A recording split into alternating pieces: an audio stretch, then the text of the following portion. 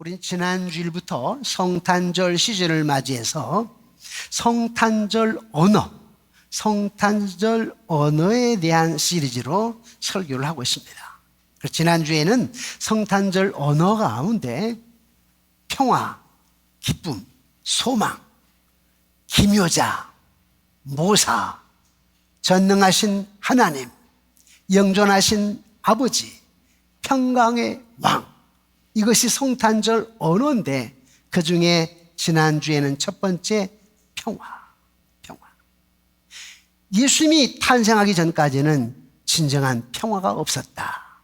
예수님이 탄생하기 전까지는 평화가 없었다. 이러한 제목으로 하나님의 말씀을 선포했습니다. 그래서 성탄절 언어는 어디에서 근거한 거냐? 누가복음 2장 14절에 지극히 높은 곳은 하나님께 영광이요 땅에서는 기뻐하심을 입은 사람들 중에 평화로다. 그 평화. 우리가 메리 크리스마스 또 지극히 높은 하나님께 영광 이걸 외치잖아요. 다 뭐예요? 기쁨과 평화를 외치고 있죠. 소망을 외치고 있습니다. 또 이사야서 9장 6절에 보니까 이는 한 아기가 우리에게 낳고 한 아들을 우리에게 주신 바 되었는데 그의 어깨는 정사를 메었고 그의 이름은 기묘자라, 원더풀, 모사라, 카운슬러, 전능하신 하나님이라, 마이티 갓, 영존하신 아버지라, 에버리싱 파더, 평강의 왕이라, 프린스 오브 피스. 그래서 지난 주일에는 성탄절 때까지는 평화가 없었다. 평강에 대해서 말씀을 나누는데 평화에는 세 가지가 있다고 그랬죠. 어떤 평화라고 그랬나요? 첫째, 영원한 평화. 두 번째, 이웃과의 평화. 세 번째, 자기 내면의 평화. 성경에는 이 세 가지의 평화가 있다.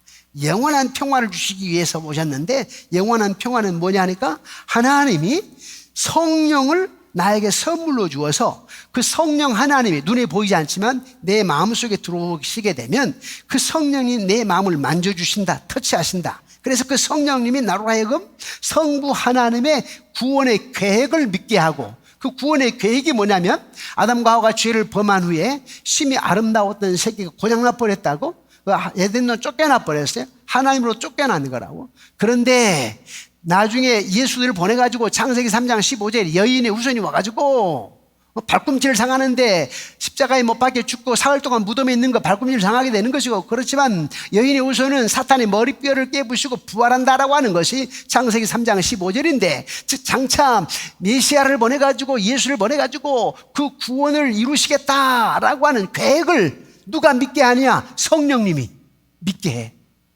그리고 성자 하나님이 그 하나님 아버지의 뜻을 알고 순종해서 십자가에 달려 죽으셨는데, 그렇게 해가지고 구원을 성취, 하나님의 계획, 성부 하나님의 계획, 성자 하나님의 성취 이루시는 거 이루셨는데, 그걸 누가 믿게 해요? 성령 하나님이, 내 마음속에 오신 성령 하나님이 믿게 하신다. 그렇게 해서 주님을 영접하게 되면 나에게 영원한 생명이 있어요. 영원한 평화가 있어요. 왜? 죄의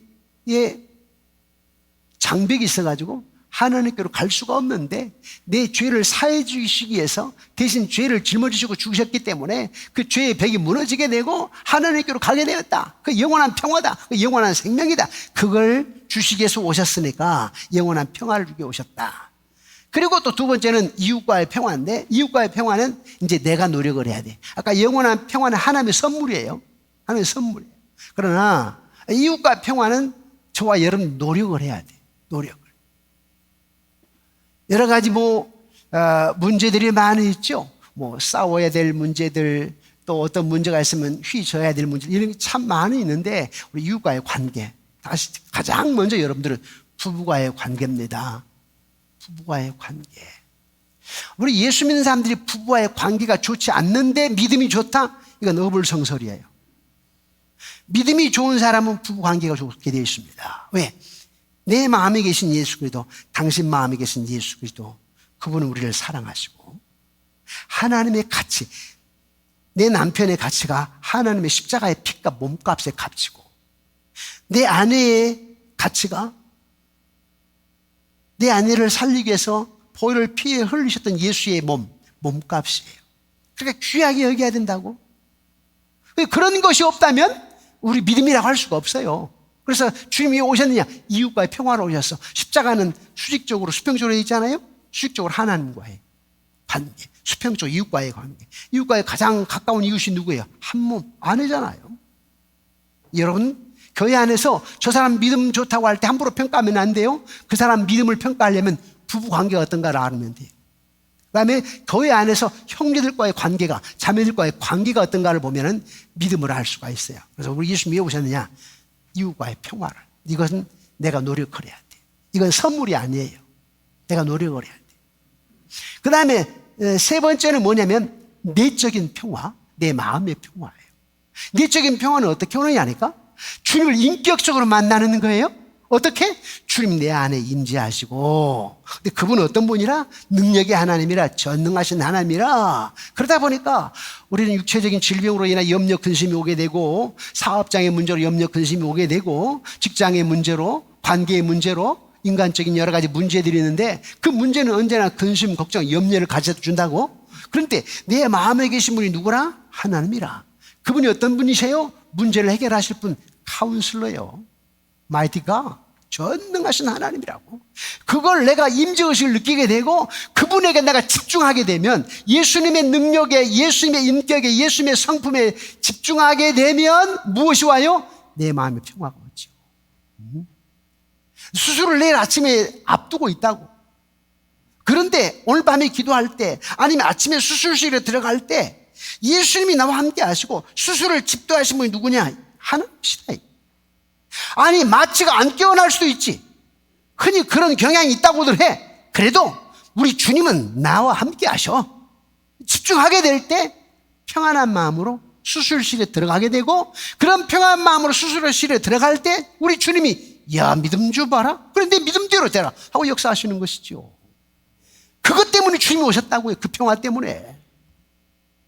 그렇게 평화를 누릴 수 있는 비결은 뭐냐? 그 임재의식을 느껴야 되고요. 또 하나는 약속을 믿어야 된다고. 약속. 너는 내게 부르짖자 내가 너에게 응답하겠고 네가 알지 못하는 크고 은밀한 일을 보이리라. 이 약속이지요. 약속을 믿어야지요. 하나는 크고 은밀한 일은 우리 상상을 초월하는 일이에요. 안 될 것 같으나 되게 하시고, 불가능한 거 가능하게 하시고, 죽을 것 같으나 살게 하시고, 없는 것 같아 있게 하시고. 그게 약속이에요. 그게 은밀한 비밀이라고. 은밀한 비를 이루시겠대. 그 약속을 믿게 될 때 내 마음에 평안이 오는 거죠. 여러분 자녀 문제? 내년에 여러 가지 경제적으로 어렵다고 하잖아요. 여러분들은 크게 염려할 거 없어. 세상 사람들이 잔뜩 염려하겠지. 그러나 우리는 믿음으로 사는 거예요. 역사의 주관자가 되신 하나님이 우리 가정에, 우리 사업장에, 우리 아이들에게 역사하실 것이다. 믿음대로 된다. 그 내적인 평안. 하나의 약속을 믿는 거예요. 그때 평안이 오는 거예요. 또 어떻게 해요? 기도. 기도할 때 평화가 와요. 맡기고 기도할 때. 기도 안 하면 평화 안 와요. 여러분. 잔뜩 근심, 걱정만 하지. 가서 기도하면 내 마음의 위로와 평화가 오는 거예요. 기도는 뭔데? 하나님과 대화 아닙니까? 하나님과 소통이에요. 그래서 소망이 넘치게 되는 거죠. 평화가 오는 거예요. 그걸 주려고 영원한 평화, 이웃과의 평화, 내 내면의 평화를 주시게 하여 예수님 평화의 왕으로 오셨다. 평화는 성탄절 언어다라고 하는 것입니다. 이제 오늘은 성탄절 언어 두 번째로 기쁨에 대해서. 기쁨. 예수님의 탄생이 왜 기쁨인가? 여러분, 예수님의 탄생이 여러분들에게 왜 기쁨입니까? 메리 크리스마스, 즐거운 크리스마스. 왜 여러분에게 기쁨이 되지요? 예수님의 탄생이 왜 기쁨이냐? 이러한 제목으로 하나님의 말씀을 선포하겠습니다. 베들레헴 언덕에 목자들이 있었습니다. 그 목자들은 당시에 거의 사람 취급을 못 받았어요. 법정에 증인으로 설 수 없는 인간 이하의 취급을 받았어요. 법정에 증인조차 설 수 없는 그렇게 천한 신분으로 취급받았다니까요. 그런데 하나님은 가브리엘 천사를 통해서 먼저 목자들에게 아기 예수의 탄생을 알렸습니다. 하나님의 바라보는 눈은 틀려요. 목자들은 무서워했습니다. 뭘 무서웠는지 아십니까? 당시 이스라엘 백성들이 그랬어요. 그런데 더군다나 목자들은 더 두려워하며 더 무서워합니다. 왜?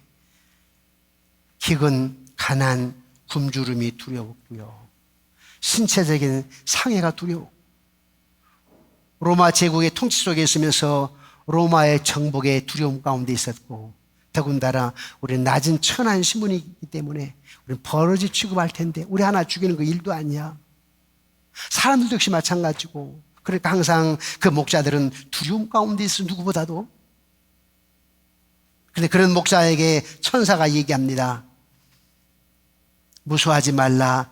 보라, 내가 온 백성에게 미칠 큰 기쁨의 소식을 너에게 전하노라. 근데 그 기쁜 소식이 뭐냐? 그 기쁜 소식이 뭐냐니까 너희를 위하여 구주가 나셨다. 그는 곧 그리스도 주시니라. 여기에 세 개의 호칭이 나옵니다. 구주가 나셨다. 구주. 곧 그리스도라. 그리스도. 세 번째, 주니라. 세 가지의 호칭이 나오는데요. 이 호칭 속에 기쁨의 비밀이 숨어 있습니다. 구주라고 하는, 그리스도라고 하는, 주라고 하는 호칭 속에 여러분의 기쁨의 비밀이 숨어 있습니다. 첫 번째 호칭, 이 아기 예수가 구주라고 얘기하나요? 구주, 세비, 구주, 구원자입니다. 구원자. 구약에서 구주라고 하는 단어는 하나님 한 분만을 의미합니다. 네? 뭐 주피터, 뭐 마호메트 이런 게 아니에요. 제우스 신 이런 게 아니에요. 요즘 한국 이단들 많죠. 지가 교주래, 지가 하나님이라고. 이들이 아니에요. 성경의 구주는 오직 유일하신 하나님 한 분밖에 없습니다. 그래서 이사야 43장 11절에 이렇게 말하잖아요. 우리 함께 읽어보실까요? 시작. 나 곧 나는 여호와라. 나 외에 구원자가 없느니라. 예, 나 외에 구원자가 없어. 하나님 한 분밖에 없어요. 하나님밖에 여러분의 구원자입니다. 예. 베들레헴으로부터 1마일 떨어진 곳에 약간 언덕에 1마일 약 1600m죠. 1600m 떨어져 있는 언덕에 헤롯 궁전이 있습니다. 헤롯 궁전. 헤롯 궁전 안에는 올림픽 경기장, 수영 경기장에 2배나 되는 목욕탕 수영장이 있습니다. 목욕탕. 여러분 그리스, 이스라엘, 또 저 그리스 성지순례를 가게 되면요, 거기에 옛날의 문화 보면 수영장, 목욕탕, 기가 막힌 목욕탕들이요. 대리석으로 지어진 정말 멋진 목욕탕. 그래서 옛날에 로마가 멸망할 때 멸망한 이유 몇 가지가 있지만 그 중에 하나가 또 목욕탕 문화라고 얘기하잖아요. 그만큼 타락해가지고. 그런데 그 헤롯 궁전에 올림픽 경기장, 수영 경기장에 2배 되는 그 수영장이 있다니까. 목욕탕이요. 그리고 그 헤롯 궁전에 올라갈 때 계단이 척척척척척척 대리석으로 200개 계단이 있어요. 여러분 어디 가서 대리석으로 계단이 쫙 있으면 정말 웅장하게 보이잖아요. 헤롯 궁전은 그렇게 웅장했습니다. 그런데 높은 탑이 있는데 탑에 불빛이 쫙 나옵니다. 불을 피웠어요. 성화처럼 한 개만이 아니라 빙 둘러서 탑에 그 햇불이 탁 켜져 있는 거예요. 얼마나 웅장합니까? 주님이 그런 곳에 오시지 않으셨어요. 그곳에서 주님 탄생하지 않으셨어요. 어디서 탄생하셨어요? 마국간. 그리고 어디에 누웠어요? 침대요? 구유에.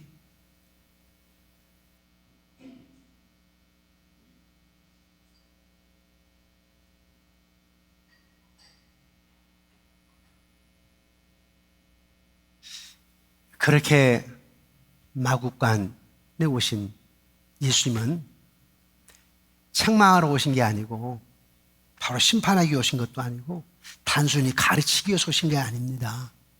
중요한 것은 구원자로 오셨습니다.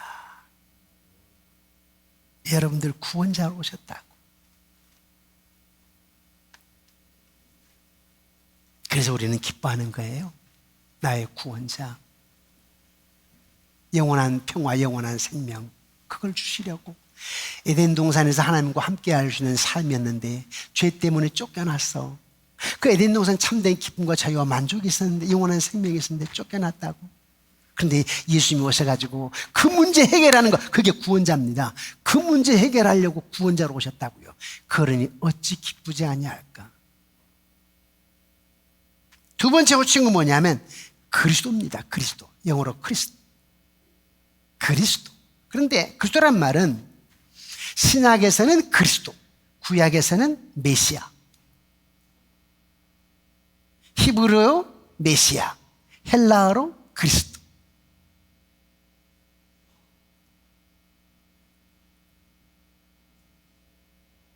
그리스도라고 하는 단어는 구약 성경에 나오는 메시아인데, 구약 성경에 메시아의 예언이 380번 나옵니다. 1년 365일. 여러분, 두려워 말라, 무서워 말라는 몇 번 나온다고 그랬죠? 네, 365번. 1년 365일. 날마다 우리가 두려워하고 무서워하니까, 걱정하고 염려하니까, 뭐 매일 그렇게 걱정하고 염려하고 두려워하느냐. 그래서 염려하고 걱정하지 말라고, 매일매일 염려하고 걱정하지 말라고 막 365번.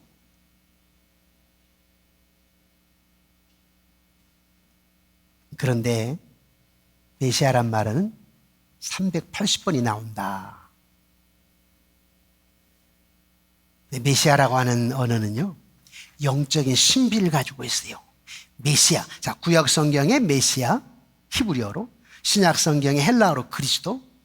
이 언어는 신비한, 즉 영적인 신비로움을 가지고 있어요. 왜 신비로움이냐가 100% 인간, 100% 신. 100% 인간, 100% 하나님. 이게 어떤 조합을 이룬가 한번 볼까요? 100% 인간과 100% 신, 하나님이 어떤 조합을 이룬가 한번 볼까요? 100% 인간이기 때문에 여러분의 슬픔도 아시고, 외로움도 아시고, 고달픔도 아시고, 부족도 아시고, 목마름도 아시고, 주님이 다 체휼하셨잖아요. 100% 인간. 알아 여러분들이 해결할 거 아니에요. 그래서 인간의 몸을 입고 오신 100% 인간으로. 목마르다. 주님 말씀하셨잖아요. 이게 영적인 신비야. 그냥 신으로만 오지 않으셔서 예수님이 우리 인간을, 나를 아픔과 슬픔과 고통과 번민과 부족과 외로움 속에 있는 우리를 이해하고 용서하고 해결하려고 100% 인간으로 오셨다고. 이 문제를 해결할 분 누구예요? 신만 해결하지, 하나님만이. 그래서 100% 하나님으로 오신 거예요. 99%가 아니라 100% 하나님. 그래서 100% 인간과 100%의 하나님은 신비로운 조화요울시다. 신비로운 영적인 일입니다.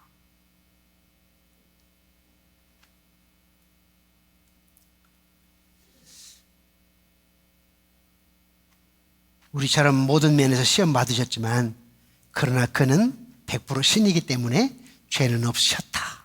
죄 없어요. 히브리서 4장 15절 16절이 이렇게 얘기합니다. 우리 함께 읽어보실까요? 시작. 우리에게 있는 대제사장은 우리의 연약함을 동정하지 못하실 리가 아니요, 모든 일에 우리와 똑같이 시험을 받으신 이로되 죄는 없으십니다. 이게 100% 신입니다. 네? 그리고 주님의 탄생이라고 하는 영적인 신비 때문에 우리는 기뻐하는 겁니다. 우리의 문제들을 이해하시며 해결해 주시는 분, 그분이 오셨기 때문이죠. 주님이 이해할 수 있기 때문에, 도울 수 있는 능력이 있기 때문에 우리에게 기쁨이 있는 거예요. 이해는 하지만은 도울 수 있는 능력이 없다면 기쁠 수가 없어요. 근데 이해도 하시면서 그 문제를 해결할 능력까지 있으니까 짱 기쁜 거예요. 기쁨. 우리 주님 말씀하셨잖아요. 연약한 생각을 느끼시면서 내게로 와서 먹어라. 나는 생명의 떡이다. 내가 안다. 내가 알아. 연약한 자들아, 내가 안다. 내게로 와서 쉬어라. 내게로 와서 먹어라. 내가 생명의 떡이다. 우리는 항상 두려움 가운데 있잖아요. 그래, 내가 양의 문이다. 내가 너희들을 지킨다. 나는 선한 목자라. 그래, 목자가 말이야, 풀 있는 곳으로 양들을 이끌고 가고, 그리고 목이 마르니까 오아시스 골짜기로 인도를 하고, 골짜기를 갔더니 늑대 이리가 있어요. 그래서 지팡이와 막대가 있었어. 지팡이는 여러분 손가락 끝에서 팔꿈치만한 약 45cm에서 50cm 길이의 막대기를 가지고 다니는데, 이 막대기는 한쪽은 주먹처럼 해머, 망치처럼 되어 있고 한쪽은 뾰족한 송곳처럼 되어 있다. 항상 이것을 가지고 다녀가지고 골짜기에서 늑대나 이리가, 항상 목자가 앞에 갑니다. 그럼 양은 따라옵니다. 여러분, 양과 염소의 차이가 뭐예요? 염소는 끌어야 돼. 말 안 들어. 안 따라와. 그런데 양은요, 목자가 그냥 앞에 가면 무조건 따라와. 그게 양과 염소의 차이예요. 근데 목자가 앞에 가는데 양이 뒤따라가는데 갑자기 양 소리가 나? 딱 보니까 와, 늑대란 놈이 마지막 주자 양의 뒷발을 팍 물려가는 순간이에요. 그때 목자가 막대기를 꺼내 팍 던지는 거예요. 그 막대기가 돌고 딱 가면서 어떤 경우에는 뭉뚱한 해머 머리 부분으로 정수리를 맞춘다거나, 어쩔 때는 뾰족한 부분으로 심장, 늑대나 양의 배를, 심장을 찔러서 거꾸로 때린다거나 이렇게 지켰다고. 예수님이 저와 여러분 이렇게 지키신다는 거예요. 네.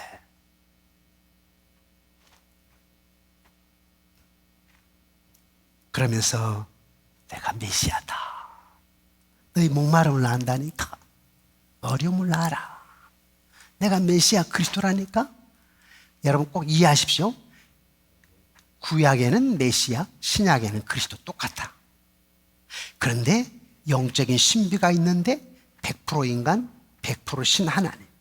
100% 인간이기 때문에 나의 어떤 아픔, 이해, 슬픔, 고통, 범, 외로움을 다 가신다. 그게 100% 인간이기 때문에.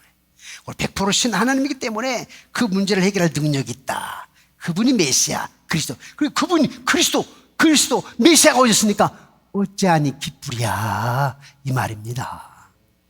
그냥 여러분 메리 크리스마스, 괜히 그냥 메리 크리스마스 하지 마시고 의미를 알고 우리 애들에게 얘기해야 돼. 같이 집에 가서 아이들에게 왜 성탄절이 기쁜지 아니? 지금까지 설교 들은 내용을 집에 가서 리바이벌을 할 수 있습니까? 아이들에게 가르칠 수 있습니까?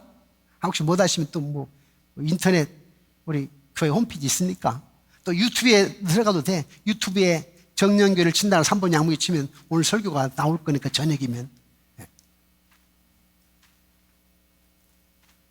그래서 우리가 기뻐하는 것이고, 마지막 호칭이 뭐냐? 주라.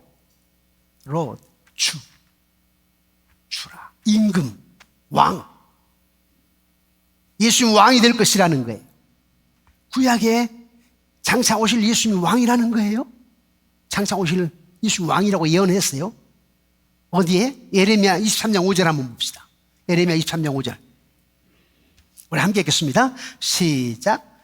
여호와의 말씀이니라. 보라, 때가 이르리니 내가 다윗에게 한 의로운 가지를 일으킬 것이라. 그가 왕이 되어 지혜롭게 다스리며 세상에서 정의와 공의를 행할 것이라. 예레미야 선지자를 통해서 다음에 메시아가 오는데 그분이 왕이다. 왕으로 오신다는 거예요.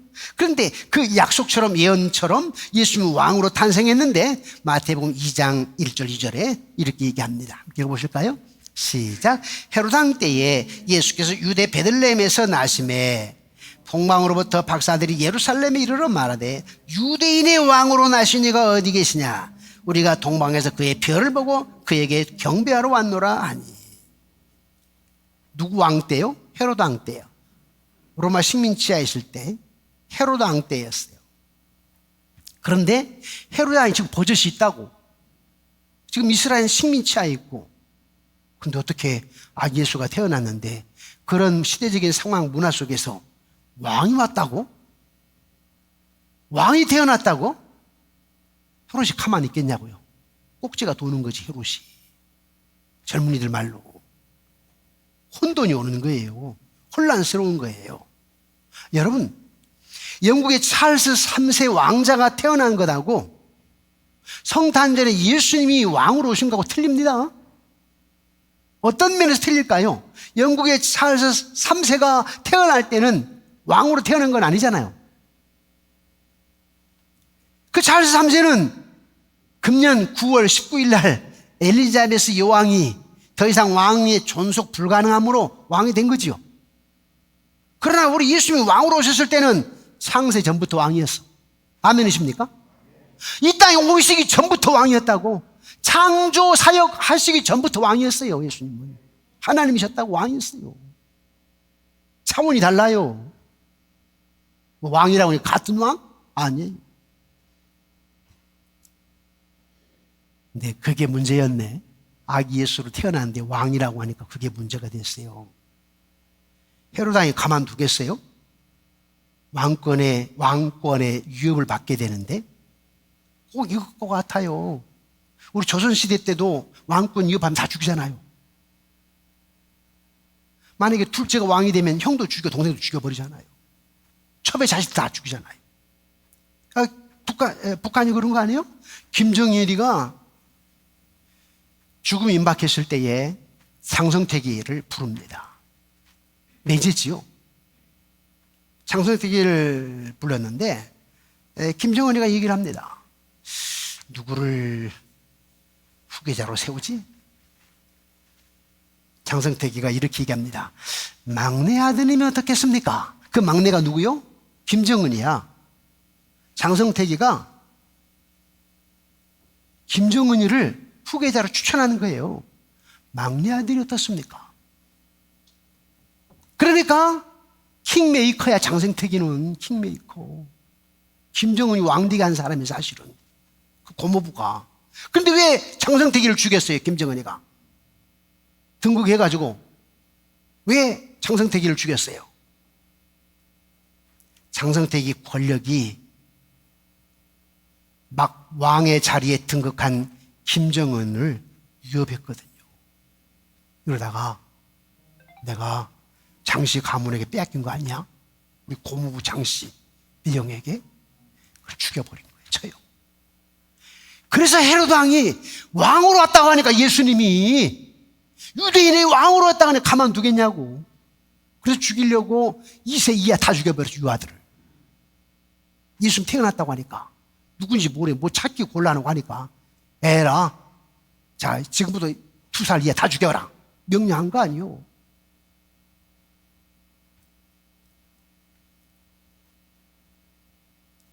그런데 예수님은 제자들로부터 왕으로 불림받았습니다. 요한복음 1장 49절인데 우리 함께 읽어보실까요? 시작. 나다나엘이 대답하되 랍비요 당신은 하나님의 아들이시오 당신은 이스라엘의 임금이로소이다. 아멘. 나다나엘만 제자들만 그랬나요? 주님은 빌라도 앞에서 주님 자신이 빌라도 총독 앞에서 자신을 왕으로 선언합니다. 물론 예수님 처음 오셔가지고는 자신을 메시아라고 말하지 않았어요. 처음에는 초기 사역 때는 당신이 왕이라고 말하지 않았어요. 예, 이제는 3년 동안 사역이 다 끝나갈 무렵에 이제 십자가의 죽음이 다 되었으니까 그때 자기를 이제 메시아로 얘기한 거고 그때 자기를 왕으로 얘기한 겁니다. 그래서 요한복음 18장 37절에 예수님이 이렇게 말합니다. 함께 읽어보실까요? 시작. 빌라도가 이르되 그러면 내가 왕이 아니냐? 예수께서 대답하시되 내 말과 같이 내가 왕이니라. 내가 이를 위하여 태어났으며 이를 위하여 세상에 왔나니 곧 진리에 대하여 증언하려 함이로다. 무릇 진리에 속한 자는 내 음성을 듣느니라 하신대. 예수님이 누구라? 왕이라. 그런데 지금 현재 온 세계의 왕은 아닙니다. 왜요? 여러분들이 왕이지. 믿는 여러분들이 왕이에요. 그죠? 그런데 아직 믿지 않는 사람들에게는 그들은 왕인지 몰라. 예수님이. 그들은 예수님이 왕인지 몰라. 언제 안지 아십니까? 주님 재림하실 때는 압니다. 주님 재림하실 때 지옥에 떨어진 사람들이 압니다. 어떻게? 누가복음 16장에 보니까 부자와 나사로 이야기. 나사로는 예수를 믿는 사람에서 거지 나사로. 부자 집에서 상에서 떨어지는 부스러기나 먹는 사람이었는데 그 부자 나쁜 사람이야. 이 나사로를 좀 거들떠 보지 않았어. 좀 먹을 걸 좀 주지. 그러지도 않았다고. 개가 먹는 부숙이나 먹고 그렇게 살았는데 부자도 죽고 나사로도 죽었다고. 그래서 부자가 보니까 야, 저 아브라함 품에 우리 집엔 거지 나사로가 있네. 풍요로운 잔치 거기 있다고. 행복해 보인다고. 이 부자가 나사로의 손가락 끝에다가 물 한 방울 떨어뜨려가지고 내 혀를 좀 서늘하게 하고 얼마나 뜨겁고 목마르 죽겠는지. 그래서 나사로의 우리 부스러기 주워 먹던 나사로 있잖아. 그 사람은 손가락 끝에 그 사람은 얼마나 풍요를 누리겠어요. 그 풍요를 누린 나사로의 손가락 끝에다가 물 한 방울이라도 나를 떨어뜨렸으면 좋겠다. 그때는 이 부자가 알아요, 몰라요? 왕권 난다고. 하나님을 알아. 주님 재림하시면 압니다.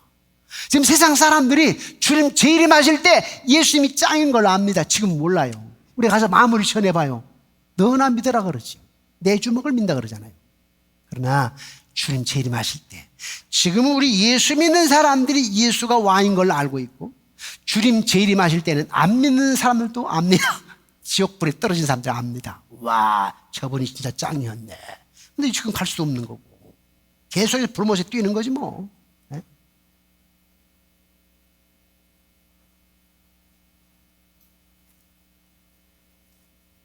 어떤 사람이 지옥을 갔는데 다 칸칸이 다 틀리는데 저기 뱀이 막 우글우글하고 저기는 그냥 불구덩 속에 있고 저기는 뾰족뾰족하지 않은 그냥 못이 있는 거기서 그냥 막 뛰어라고 하고 자기는 분욕한 똥칸 냄새는 나지만 이렇게 고개 내밀면 있으니까 그 내가 낫네. 뜨겁지 않고 불타지 않고 뾰족하게 찌르지 않고. 그랬더니 조금 있으니까 잠수는 머리 집어넣어야 되는 잠수. 그러니까 지옥은 다 똑같아. 다 고통스러운 거예요. 근데 거기 갈 때까지는 몰라. 예수님이 왕인지 주인지 모른다고요. 그래서 지금은 여러분들에게는 온전한 왕이시지만은 세상 사람들에게는 아직 왕이 아닙니다. 그런데 그 왕이 다시 오십니다. 온 세상에 왕으로 주님 재림 때에 알게 됩니다. 저와 여러분 믿는 자들에게는 이미 왕이에요. 주 임금이에요. 자, 말씀은 맺습니다. 예수님의 탄생이 왜 나에게 기쁨인가? 그게 호칭해 보니까 구원자, 나를 구원하신 분, 생명 살리신 분. 그분은 그리스도, 100% 인간, 100% 하나님. 100% 인간이기 때문에 나의 부조가 허물과 염려, 근심, 걱정, 아픔 다 아셔가지고 100% 신 하나님이 해결하시는 분. 그래서 그리스도, 그리고 기쁨이고 그분은 주, 나의 임금, 나의 왕. 그러니까 기쁨입니다. 우리가 이 성탄절을 맞이해서 왜 내가 기뻐해야 되는지 정작 알고 구원자 안에서 그리스도 안에서 주 안에서 기뻐하시고 영원한 평화, 이웃과의 평화, 내면의 평화를 누리며 제대로 믿는 자답게 누리고 평강과 기쁨을 누리는 저와 여러분이 되어주시기를 주님의 이름으로 축원합니다.